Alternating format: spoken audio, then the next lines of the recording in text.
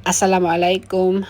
Hello guys, i-share na ko sa inyo ang dream home para ipakita sa inyo ha kung unsa ang resulta sa pag-ampo o pagkugi.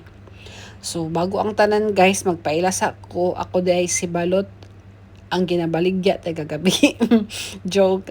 Ako si Balot nga usa ka OFW nga nangandoy nga makabalay. So 2010 nag-start ko og abroad nga dala-dala ang ako ang pangandoy guys nga makapalit og lote o makabalay. No.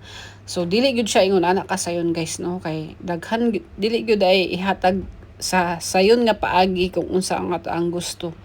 Kay lisod-lisoron gyud ta guys no, sukdon gyud ta sa Allah og asa ta kutob.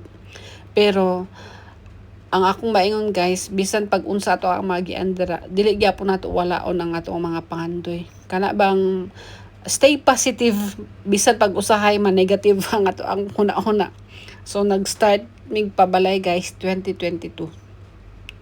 So ingon na siya kadugay guys, hangtod karon wala pa gyud taon na human, pero salig ra gyud gyapon guys sa Allah nga iyang pagbuot ang matuman. No, iyaha man ning tanan guys, lihok ray amoa ani. Mao nang moingon mo sana all na daghang kwarta, na daghang ipon guys, walay daghang kwarta, walay daghang ipon.